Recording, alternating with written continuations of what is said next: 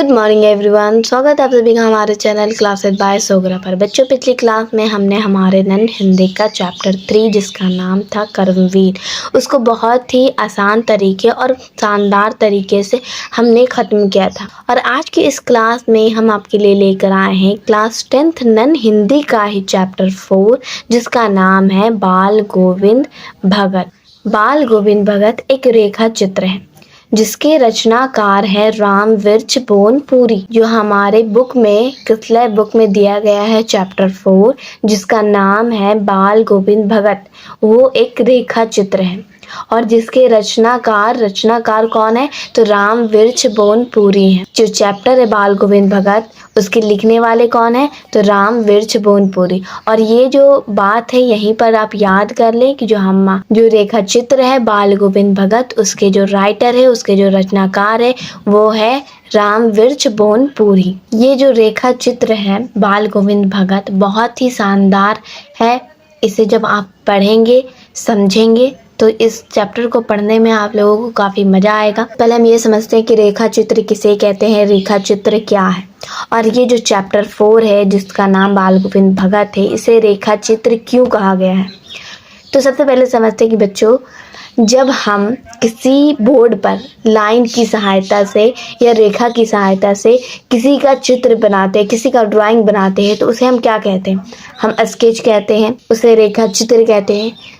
ठीक इसी तरह जब कोई लेखक अपने शब्दों के माध्यम से किसी व्यक्ति, किसी वस्तु या किसी घटना का ऐसा सुंदर प्रदर्शन करे या ऐसा सुंदर वर्णन करे कि उसका जो चित्र है वो आपकी आंखों में उतर आए, आपकी आंखों में तैरने लगे, ऐसा लगे कि आपकी आंखों के सामने वो मंजर, वो दृश्य दिखाई दे रहा है, तो उसे ही हम कहते हैं रेखा चित्र। ठीक इसी तरह ये जो चैप्टर है बाल गोविंद भगत और ये जो रेखा चित्र है, इसके राइटर जो है वो लेखक है राम विरच बोनपुरी।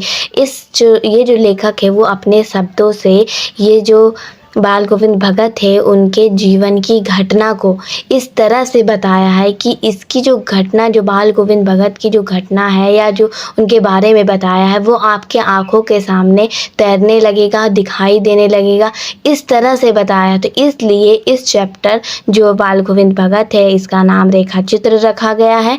और जब इस कहानी को आप आगे पढ़िएगा, जब आगे समझिएगा तो आपको समझ में आ जाएगा कि जो बाल गोविंद भगत जो चैप्टर है उसका विधा रेखा चित्र क्यों रखा गया है। अब हम इस रेखा चित्र को समझते हैं और बाल गोविंद भगत के बारे में भी जानते हैं कि बाल गोविंद भगत जो थे वो मंझोले कद के गोरे चिट्टे आदमी थे। जो इनका जो कद था वो ना ज़्यादा लंबा था ना ज़्यादा छोटा था, वो मंझोले कद के थे, मतलब मीडियम साइज़ के थे और गोरे चिट्टे आदमी थे। और उनकी जो उम्र थी लेखक के अनुसार, राम विरच बोनपुरी के अनुसार, वो 60 से ऊपर के थे। और उनके जो बाल थे वो पक गए थे। याद रखें कि उनके बाल जो थे वो सफ़ेद थे। वो लंबी दाढ़ी नहीं रखते थे, लेकिन जो उनका चेहरा था वो उनकी सफ़ेद बालों की वजह से जगमगाया रहता था।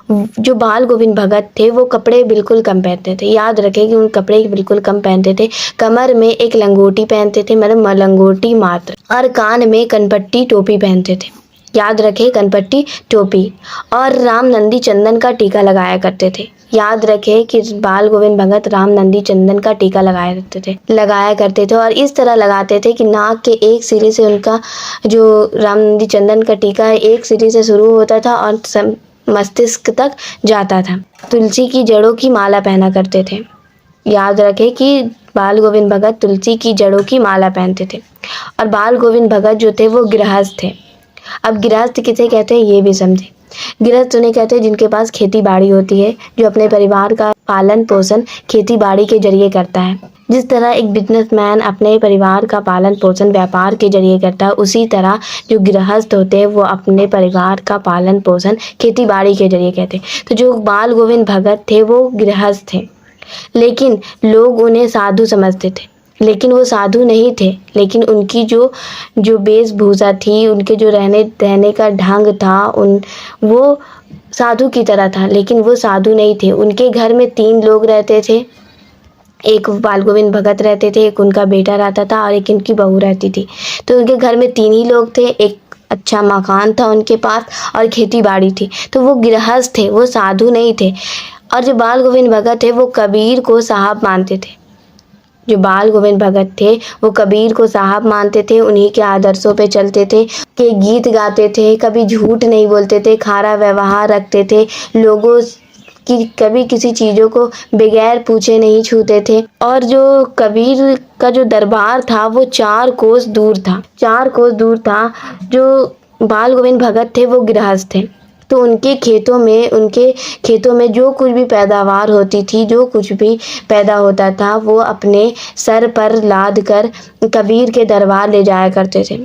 और जो दरबार था वो 4 कोस दूर था उनके घर से, और उस मठ में उसे भेंट के रूप में चढ़ा जाते थे। जो उनके खेत से पैदावार होती थी उसे सिर पर लादते थे और कबीर के दरबार ले जाते थे।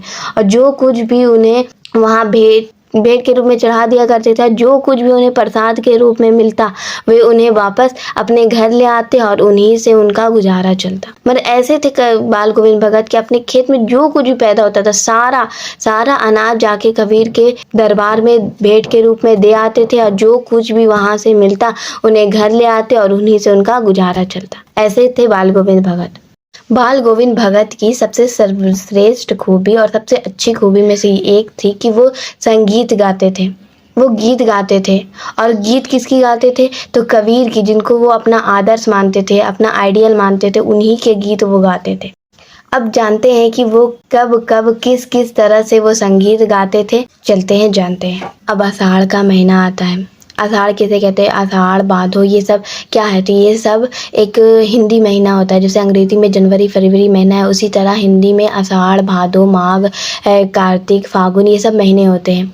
तो जब आषाढ़ का महीना आता है, रिमझिम रिमझिम बारिश शुरू हो जाती है और ठंडी ठंडी हवाएं चलने लगती है। कहीं हल चल रहे होते हैं तो कहीं धान की रोपाई होना शुरू हो जाती है। और जो गाँव के लोग होते हैं वो अपने खेत में उतरे होते हैं धान की रोपाई के लिए। जो औरतें होती है वो मेढ़ी पर बैठी होती है अपने कलेवा लेकर। मेढ़ी किसे कहते हैं? जब 2 खेतों को किसी एक बांध के जरिए अलग किया जाता है तो उसे मेढ़ी कहते हैं, या गांव में लोग अहरी भी कहते हैं उसे। और उस पर जो औरतें होती है वो कलेवा लेकर बैठी होती है, मतलब कि सुबह का खाना जलियान लेकर बैठी होती है। और जो धान के खेतों में जो धान कि जो पानी भरा होता है उसमें बच्चे उछल रहे होते हैं। और जो बाल गोविंद भगत होते हैं वो भी अपने खेत में धान की रोपाई कर रहे होते हैं। तो लोग जब ठंडी ठंडी हवाएं चलने लगती है, धूप भी ना रहता है और आसमान भी घिरा हुआ रहता है, तो लोग जाने लगते हैं कि अब नहीं हो पाएगा, कैसे होगा, ना धूप है ना इतनी हवाएं चल रही ठंडी ठंडी। तो जब बाल गोविंद भगत ने अपना संगीत शुरू कर देते हैं गाने के लिए, जब वो अपना संगीत शुरू करते हैं गाने के लिए, तो जो वहाँ पर औरतें होती हैं, जो बच्चे होते हैं, वो उनके संगीत से मंत्रमुग्ध हो जाते हैं, उनके संगीत से। जिस तरह बाल गोविंद भगत अपने खेत में धान की रोपाई कर रहे थे, उसी तरह वो लोग भी अपने खेतों में उतर जाते हैं और धान की रोपाई करना शुरू कर देते। तो इस तरह बाल गोविंद भगत की संगीत का जादू चला कि लोग अपने खेतों में अपने काम शुरू कर देते और अपनी धान की बुआई शुरू कर देते। अब आता है भादों का महीना। भादों की इस अंधेरी आधी रात में मूसलाधार बारिश जो होती है वो थमी रहती है और थोड़ी कड़ाके की ठंड होती है। मतलब कि जब बारिश होती है तो किस तरह ठंड लगने लगता है, तो उसी तरह कड़ाके की थोड़ी ठंड थी और जो मूसलाधार बारिश थी जो थमी हुई थी। और जो झिंगूर की आवाज़ और मेंढक की आवाज़ चारों तरफ फैली हुई थी। नहीं, ये होता है कि जब बारिश के दिनों में जब बारिश थमती है तो जो रात में आधी रात में झिंगूर और मेढक की आवाज़ें जो एकदम सन्नाटे में गूंजती है, तो उसी तरह यहाँ पे हो रहा था। जो झिंगूर की आवाज़ और मेढक की आवाज़ चारों तरफ गूंज रही थी। तो जो भादों की इसी अंधेरी और आधी रात में जो बाल गोविंद भगत है वो अपना संगीत गाना शुरू कर देते हैं, अपना संगीत शुरू कर देते हैं। और जो बाकी लोग जो होते हैं वो सोए हुए रहते हैं। और जो बाल गोविंद भगत की जो संगीत होती है वो झिंगूर की आवाज़ और मेढक की आवाज़ को भी दबा देती है। और उस भादों की आधी रात में, अंधेरी आधी रात में अपना गाना गाना शुरू कर देते हैं। और जो लोग अपनी गहरी नींद में रहते हैं वो भी जाग जाते हैं। उनके मन में भी आने लगता है कि क्या हो गया बाल गोविंद भगत को कि इस अंधेरी रात में अपना गाना शुरू कर दिए। इस तरह उनके संगीत का जादू था कि वो किसी भी वक्त अपना गाना गाना शुरू कर देते थे। अब आया कार्तिक का महीना और ये जो कार्तिक का महीना आता है तो बाल गोविंद भगत की प्रभातियाँ शुरू हो जाती है जो फागुन तक चलती है। तो इन दिनों में वह रोज़ सुबह सवेरे उठते और नदी स्नान के लिए जाते थे 2 मील दूर। जिनके घर से जो नदी स्नान था, जहाँ स्नान करने के लिए जाते थे, वो 2 मील दूर था। रोज सुबह वो सवेरे उठते, नदी स्नान के लिए जाते 2 मील दूर। वो इतना सवेरे उठते थे कि उन्हें कोई भी नदी स्नान करते हुए नहीं देख पाता था। वो इतना सवेरे उठ जाते थे, कोई उन्हें नहाते हुए देखता ही नहीं था। फिर वो तैयार होकर नहा धो लेते थे अच्छे से, पोखरे के ऊंचे भिंडे पर अपनी खंजरी लेकर बैठते थे और अपना गाना गाना शुरू कर देते थे। अब पोखरा किसे कहते हैं? तो पोखरा किसे कहते हैं? जब गड्ढा रहता है, उसमें पानी भरा हुआ रहता है, तो उसे ही हम पोखर कहते हैं। और उसके ऊंचे भिंडे पर, मतलब ऊंचाई पर बैठ जाते अपनी खंजरी लेकर। खंजरी किसे कहते हैं? तो जो होता है ना, डफली के ढंग का होगा लेकिन आकार में छोटा होता है। हिंदू धर्म में लोग, जैसे जो नारायण होते हैं हिंदू धर्म में, वो इस तरह बजाते हैं, तो उसे ही नारायण नारायण करते हैं इस तरह। तो उसे ही हम खंजड़ी कहते हैं। अपने खंजड़ी लेकर अपने पोखर के ऊंचे भिंडी पर बैठ जाते हैं और अपना गाना शुरू कर देते हैं। वो अपने गाने में इस तरह मगन हो जाते हैं, इस तरह मगन हो जाते हैं कि उनकी जो अपने पीठ पर जो काली कमली ओढ़े रहते हैं, अपने जिस्म पर जो काली कमली ओढ़े रहते हैं, वो भी गिर जाता है। तो बाल गोविंद भगत को पता ही नहीं चलता है कि उनके सर से या उनके जिस्म से वो काली कमली नीचे गिर गया है। इस तरह वो अपने गाने में मग्न हो जाते हैं। और जो आस पास के लोग होते हैं वो भी बाल गोविंद भगत के संगीत की वजह से उठते हैं और गंगा नदी स्नान के लिए जाते हैं। अब गर्मियों का दिन आता है। अब देखते हैं गर्मियों के दिनों में बाल गोविंद भगत के संगीत का जादू। जो बाल गोविंद भगत होते हैं वो अपने घर के आंगन में शाम लोगों को बुलाते हैं, लोगों को इकट्ठा करते हैं और अपना संगीत गाना शुरू कर देते हैं। और जो लोग होते हैं वो भी उनका साथ देते हैं उनके संगीत में। बाल गोविंद भगत तो गाते हैं, लेकिन जो लोग आए हुए रहते हैं, जो लोग बैठे हुए रहते हैं, जो उनकी मंडली होती है, वो भी गाना शुरू कर देती है। और जो बाल गोविंद भगत है वो गाते गाते इतना मग्न हो जाते हैं कि वो नाचने लगते हैं, खुशी के मारे नाचने लगते हैं। जो लोग होते हैं वो बाल गोविंद भगत के संगीत से बहुत खुश भी रहते हैं, मुतमईन रहते हैं और जिसको कहते हैं संतुष्ट रहते हैं, लेकिन कभी कला वो उनके संगीत से परेशान भी हो जाते हैं। और ये जो उनकी जो संगीत का जो ये है वो चलते रहता है। मैंने हमेशा अपने घर में, मैंने गर्मियों के दिनों में अपने घर के आंगन में बैठकर लोगों को भी बुला लिया करते हैं और अपना संगीत गाना शुरू कर देते हैं। और लोग भी जो है उनके साथ गाना शुरू कर देते हैं और अपने संगीत में मग्न हो जाते हैं कि इस तरह कि अपने आंगन में ही नाचने लगते हैं, झूमने लगते हैं और इनका ये चलता रहता है। अब एक दिन क्या होता है कि जो बाल गोविंद भगत का इकलौता बेटा रहता है। मैंने आप लोगों को शुरू में भी बताया कि बाल गोविंद भगत के घर में 3 लोग रहते हैं, एक बाल गोविंद भगत, दूसरा उनका बेटा और तीसरा उनकी इकलौती बहू। तो जो बाल गोविंद भगत का इकलौता बेटा रहता है वो काफ़ी सुस्त और मन बुद्धि वाला होता है, मतलब बोधा होता है। और उसे बीमारी हो गई होती है, मतलब कि उसकी तबीयत हमेशा खराब रहती है। तो एक दिन क्या हुआ कि उसकी मृत्यु हो गई, वो मर गया, उसकी मौत हो गई। तो उसे उसके आंगन में एक चटाई के ऊपर लिटा दिया गया और उसे एक सफ़ेद कपड़ा ढक दिया गया और उसे फूल की माला पहनाई गई और उसके सर के बाजू में, सर के पास एक चिराग जला दिया गया। और जो बाल गोविंद भगत की जो बहू थी, मतलब इकलौते बेटे की बहू, जो काफ़ी सुबह और सुशील थी, मतलब सुंदर और सुशील थी, वो खूब रोने लगी, ज़ोर ज़ोर से रोने लगी। तो जो गांव की औरतें थी वे उसे चुप कराती थी, जो हो गया सो हो गया, अब क्या कर सकते हैं। और जो बाल गोविंद भगत थे उनके भी संगीत साधना का चरम उत्कर्ष उस दिन देखा गया जिस दिन उनके बेटे की मृत्यु हुई। वो अपने बेटे का लाश उनके सामने पड़ा हुआ है और वो गीत गाए जा रहे हैं, खूब गीत गाए जा रहे हैं। उसकी बहू भी रोई जा रही है और उसे औरतें चुप कराई, क्यों रो रही हो, अब जो हो गया सो हो गया। औरतें चुप करा रही है, लेकिन जो बाल गोविंद भगत है वो गीत गाए जा रहे हैं अपने बेटे के सामने, अपनी बहू के सामने। और अपने बहू से भी जाकर कहते हैं, लोगों से भी कहते हैं कि रोने की क्या बात है, उत्सव मनाओ, खुशी मनाओ, क्योंकि आत्मा जो है वो परमात्मा से मिल गया। इनकी सोच थी कि एक ना एक दिन तो सबको मिलना है, और ये भी सोचते थे कि जो आत्मा है वो परमात्मा से मिल जाएगी, पर जो उसके बेटे की जो रूह है वो उसके भगवान या उसके अल्लाह से मिल जाएगी। तो इसलिए वो बोल रहे थे कि खुशी मनाओ, उत्सव मनाओ, रोने की क्या बात है। और ऐसे थे बाल गोविंद भगत। अपने बेटे के मृत्यु के दिन भी, अपने बेटे के मौत के दिन भी, जो उसकी लाश पड़ी हुई है उसके सामने भी वो अपनी संगीत गाए जा रहे थे, अपने गीत गाए जा रहे थे, और लोगों से भी कह रहे थे कि रो मत और गीत गाओ, मतलब कि खुशियाँ मनाओ, उत्सव मनाओ, इस तरह बोल रहे थे। अब आता है उसके बेटे के क्रियाक्रम का वक्त, मतलब अंतिम संस्कार। तो जो बाल गोविंद भगत होते हैं वो उनका मतलब कि अपने बेटे का अंतिम संस्कार खुद नहीं करते, बल्कि अपने बहू, जो इकलौती बहू रहती है उनकी, उसको कहते हैं कि तुम ही उसका अंतिम संस्कार दो, तुम ही उसे अंतिम आग दो। उन हिंदू धर्म में नहीं आग से जलाया जाता है, तो उसे अंतिम संस्कार या क्रियाक्रम ही कहते हैं। तो उनकी जो लास्ट अंतिम संस्कार जो होते हैं वो उनकी बहू के द्वारा उन्हें आग दिलाया गया। जब बाल गोविंद भगत के बेटे का क्रियाक्रम हो गया, जब उसकी बहू ने उसे मुखाग्नि दे दी, तब बाल गोविंद भगत और उसकी पतू जब अपने घर आए तो बाल गोविंद भगत ने अपनी पुतू को बुलाया और कहा कि तुम अपने भाई को बुलाओ। तो जो पुतू थी वो अपने भाई को बुलाती है, और उसका भाई जब आता है तो बाल गोविंद भगत उससे कहते हैं कि तुम अपनी बहन को अपने घर ले जाओ और वहाँ जाकर इसकी दूसरी शादी करवा देना। तो जो पुतू रहती है वो रोने लगती है और कहने लगती है कि आपको बुढ़ापे में कौन खाना बना के देगा, जब बीमार पड़ेंगे तो आपको एक चुल्लू पानी कौन देगा, मैं नहीं जाऊंगी। तो जो बाल गोविंद भगत रहते हैं वो दोनों कह देते हैं कि ये मेरा जो निर्णय है वो अटल है, अगर तुम इस घर से नहीं जाओगी तो मैं इस घर से चला जाऊंगा। तो बेचारी जो रहती है वो बाल गोविंद भगत के इस फैसले को मान लेती है और फिर वो चली जाती है। अब क्या होता है कि जो बाल गोविंद भगत होते हैं वो अकेले हो जाते हैं। उनके जो एक बेटे थे, इकलौते बेटे, उसकी तो मृत्यु हो जाती है, और जो बहू होती है उसको जबरदस्ती बाल गोविंद भगत ने मायके भेज दिया और दूसरी शादी करवाने को कह दिया। तो जो बाल गोविंद भगत होते हैं वो अकेले हो जाते हैं, और उनकी जो तबीयत होती है वो अब ख़राब रहने लगती है, मतलब की तबीयत ठीक नहीं रहती है।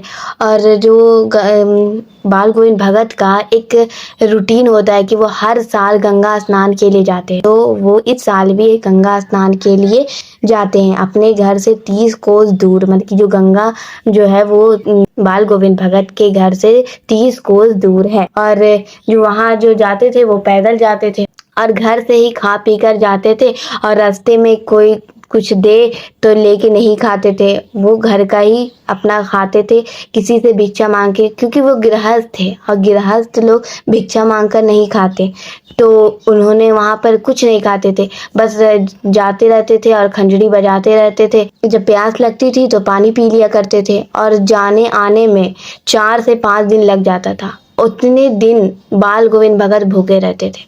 उनकी तबीयत तो पहले भी नहीं ठीक थी, और जब वो 4-5 दिन और ना कुछ खाए ना पिए, बल्कि गंगा स्नान के लिए गए थे, तो 4-5 दिन आने जाने में लगता था, वहाँ भी ना उन्होंने कुछ खाया ना कुछ पिया, और खंजड़ी बजाते और जाते थे और आते थे, और जब प्यास लगती थी तो पानी पी लिया करते थे। तो उनकी जो तबीयत थी थोड़ी और ख़राब होने लगी। जब वहाँ से वो आए तो जो उनकी तबीयत ख़राब रहने लगी, तो गाँव के जो लोग थे, जो आसपास के लोग थे, उन्होंने कहा बाल गोविंद भगत को कि अपनी सेहत का ख्याल रखे, मतलब कि उनको थोड़ा बुखार भी आने लगा, तो लोग कहने लगे कि इतना नहाना धोना ना करे, आराम करे।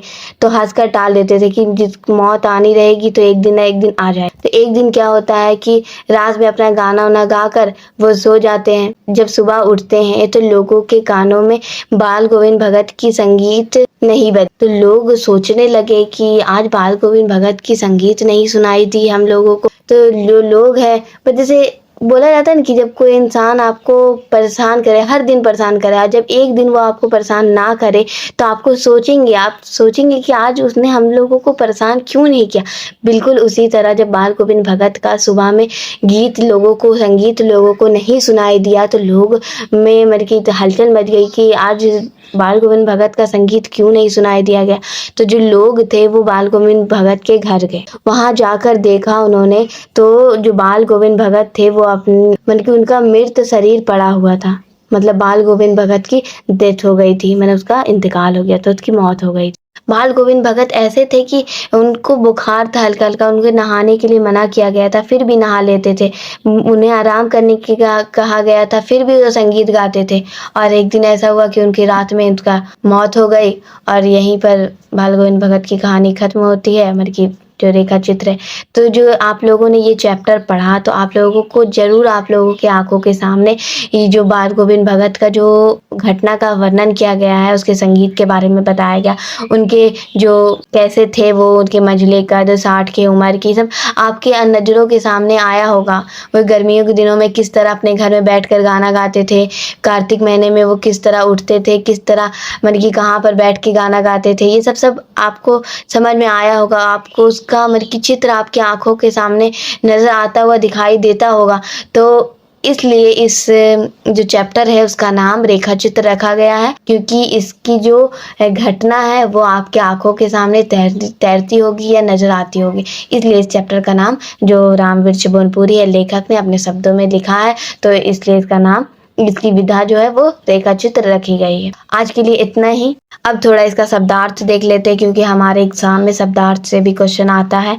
कमली, कंबल, कलेवस, सुबह का जलयान, यात्रा करते समय साथ ले रखा गया भोजन, पुरवाई, पूरब की ओर से बहने वाली हवा, अधरतिया, आधी रात, खजुरी, डफली के ढंग का परंतु आकार में उससे छोटा एक वाद्ययंत्र, निबद्धता, सन्नाटा या सुनसान, लोही, प्रातःकाल की लालिमा, आवृत ढका हुआ कुछ, एक प्रकार की नुकीली घास, बोदा, कम बुद्धि वाला, संबल का सहारा, जीने, सीढ़ी, पंजर, तो मृत शरीर, और सुभग मतलब सुंदर। और आज के लिए इतना ही। आई होप आप लोगों को मेरी इस वीडियो से बाल गोविंद भगत नाम का चैप्टर समझ में आया होगा। अगर मेरी इस वीडियो से आप लोगों को ये चैप्टर समझ में आया है तो वीडियो को लाइक करें, चैनल को सब्सक्राइब करें।